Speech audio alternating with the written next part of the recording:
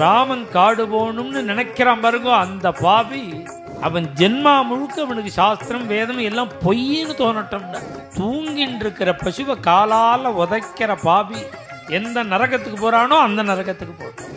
குழந்தைகள் எல்லாம் அழ விட்டுட்டு தனியாதுங்கிற பாபி எந்த நரகத்துக்கு போகிறானோ அந்த நரகத்துக்கு. என்ன வாக்கு கொடுத்துட்டு பண்ணாட்டா மகாபாபங்கிறான் பரதன். நான் ஒரு பாபி பிறந்ததுனால தானே எங்கள் அண்ணாவுக்கு இப்படி ஒரு கஷ்டம் வந்தது. நீ ஏண்டா வந்த, அப்பா விட்டுட்டு ஏண்டா வந்தே, உன்னை நான் பார்த்துக்க சொல்லியிருக்கேனே, ராஜ்யத்தை விட்டியே வந்தேன்.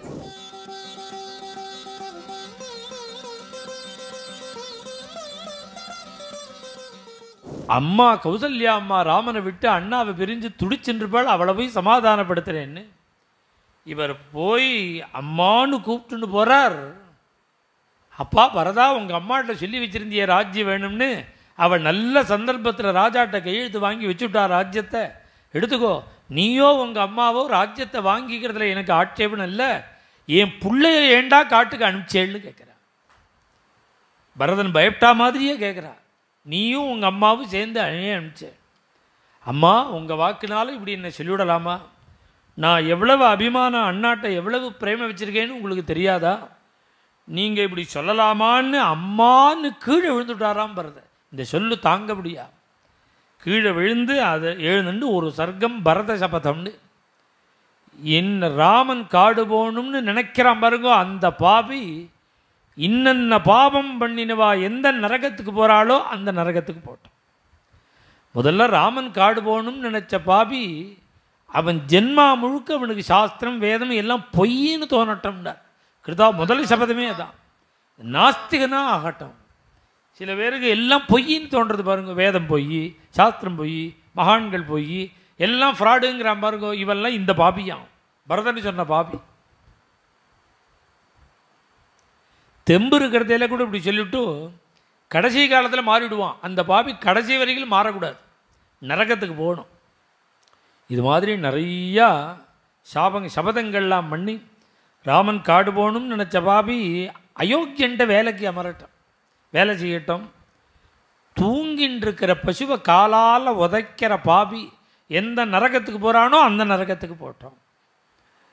குடும்பம் முழுக்க பசியோடு இருக்கும்போது ஒரு வஸ்து கிடச்சிதுன்னு குழந்தைகளெல்லாம் அழ விட்டுட்டு தனியாதுங்கிற பாபி எந்த நரகத்துக்கு போகிறானோ அந்த நரகத்துக்கு போகட்டும். பிராமணாளுக்கு வாக்கு கொடுத்துருவான் சில பேர். நீங்கள் கவலைப்பட, அதிருத்திரமாக நான் பண்ணி வைக்கிறேன், யாகமாக நான் பண்ணி வைக்கிறேன், நான் உங்களுக்கு ஒரே சக்கா கொடுத்துட்றேன், இன்னும் பாடசாலையாக நான் மணந்துறேன் அப்படின்னு சில பேர் சொல்லிவிடுவான். பிராமணே தபஸ் சம்ஸ்ருத்யஜ தபஸ்விப்ய கமிட் ஆகிட்டு அப்புறம் தராமல் இருந்தால் மகாபாபமா. அந்த பாபி எந்த நரகத்துக்கு போகிறானோ அந்த நரகத்துக்கு போகட்டும்டார். சம்ஸ்ருத்யஜத, இதோ முடிஞ்சத என்ன தோன்றதோ பண்ணுறேன், முடிஞ்சதை பண்ணுறேன்னு சொல்லலாம். நீ கவலைப்படாதீங்கோ, பந்தலப்படுங்கோ, நான் பார்த்துக்கிறேன்னு சொல்லிவிட்டு அதுக்கப்புறம் அதுலேருந்து வாபஸ் வாங்கினா பெரிய பாபம். இது மாதிரி தான் ஒருத்தர் சொன்னார், கும்பாபிஷேக அன்னதானம் முழுக்க பண்ணுறேன்னார். யாரோ ஒருத்தர் கடைசியில் பேக் அடிச்சு விட்டா. நான் இந்த ராமாயண ஸ்லோகம் தான் எனக்கு ஞாபகம் வந்தது. என்னன்னா வாக்கு கொடுத்துட்டு பண்ணாட்டா மகாபாபங்கிறான் பரதன். ராமன் காடு போன பாபத்தையும் இதையும் ஒன்று பண்ணுறான். சம்ஸ்ருத்ய ஜ தபஸ்விப்யா. ஆனால் அவள் கொடுக்கறதுக்காக நின்றுது, இங்கே கொடுக்காததுக்காக நின்றுது. ஜாம் ஜாம்னு நடக்குது. ஒரு வாரத்துக்கு இப்போ நம்ம 10 நாளைக்கு பிளான் பண்ணினோம், 15 நாளைக்கு நடக்குது, 16 நாளைக்கு நடந்ததுன்னா யார் கொடுக்கறது? ஒருத்தர் தான், அவர் சங்கல்பத்தில் நடந்தது. இந்த ஸ்லோகம் சொல்லும்போது அவள் ஞாபகம் வருது. அவள் தரலேன்ன உடனே அப்போ இன்றைக்கி ராமாயண ஸ்லோகம் ஞாபகம் வந்தது பரஸ்பரம். அதுக்காக இப்போ சொல்கிறேன். அது அமாவாசை தர்ப்பணம், மாசப்பிறப்பு தர்ப்பணம் பண்ணாத பாபி போகிற நரகத்துக்கு போட்டோம். ஸ்ராத்தாதிகள் பண்ணாத பாபி போகிற நரகத்துக்கு போட்டோம். வயசான அப்பா அம்மாவுக்கு சிசுரூஷ பண்ணாத பாபி எந்த நரகத்துக்கு போகிறானோ அந்த நரகத்துக்கு போட்டோம். ராமன் காடு போகணும்னு நினச்ச பாபிக்கு எத்தனை ஜென்மா எடுத்தாலும் வச்ச நிறையா குழந்தைகள் தரித்திரனாக இருப்பான். அப்படி வர இது மாதிரி நிறையா ஒரு சபதங்கள்லாம் பண்ணி, தர்ம விஷயமாக சபதம் பண்ணி, அம்மா என்னை இப்படி தப்பாக நினைக்கிறேளேன்னு பரதன் அழுதுன்னு கீழே வந்தோடனே வாரி இணைச்சி கட்டி, பரதா உன்னுடைய மனசு தெரியுண்டா, ராமனுடைய பிரிவு தாங்க முடியாமல் நான் சொல்லிவிட்டேன்.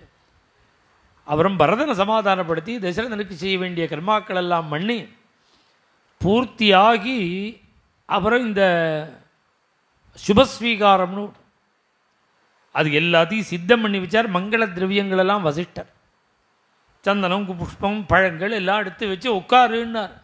இங்கே உட்கார வேண்டிய தெய்வம் எங்கே இருக்கோ தெரியல, இது நான் ஸ்வீகரிச்சு வேணான்னு அத்தனையும் பட்டாபிஷேக சம்பாரங்களை சாமகிரிகைகளை எடுத்துண்டு சதுரங்க சைன்யத்தோடும் உபாத்தியா வசிஷ்டாதி மகர்ஷிகளோடு தாயார்களோடு கூட சுவாமியை தேடின்னு கிளம்பிவிட்டாராம் பரதன்.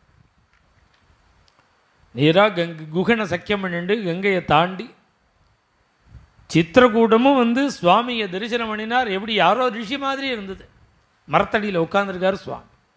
புட்டஜே ராமமாசீனம். யாரோ இந்த ரிஷின்னு நினச்சார். தலையில் ஜடை, இடுப்பில் மரவுருவி, ரிஷி வேஷம். பார்த்து 12 வருஷம் ஆகுது. சுவாமியை பார்த்து 12 வருஷம் ஆகுது. யாரோ ஒரு ரிஷின்னு நினச்சிட்டு அவர்கிட்ட ராமன் இருக்கிற அட்ரஸ் விசாரிப்போம் அப்படின்னு கொஞ்சம் கிட்டக்க வர வர வர வர ராமன்னு தெரிஞ்சுது. மன்னிமித்தமிதம் துக்கம். நான் ஒரு பாப்பி பிறந்ததுனால தானே எங்கள் அண்ணாவுக்கு இப்படி ஒரு கஷ்டம் வந்தது அப்படின்னு அண்ணான்னு கீழே விழுந்தார். பூமி 4 அங்குலம் உள்ள போயிடுதான் இவர் விழுந்த வேகத்தில். அச்சு மாதிரி இருக்கு. உடனே சுவாமி எழுந்து வந்து பரதனை கட்டிண்டார். பரதன் ராமரை கட்டிக்கிறான், சரணத்தில் விழுறான். சுவாமியோ வாரி அணைச்சி கட்டி உச்சி முகந்து, நீ ஏண்டா வந்த, அப்பா விட்டுட்டு ஏண்டா வந்தே, உன்னை நான் பார்த்துக்க சொல்லியிருக்கேனே, ராஜ்யத்தை விட்டு ஏன் வந்த. மேலும் இது போன்ற சிறப்பான நிகழ்ச்சிகளை காண இப்போவே லைக் பண்ணுங்க, ஷேர் பண்ணுங்க, மறக்காம சப்ஸ்கிரைப் பண்ணுங்க.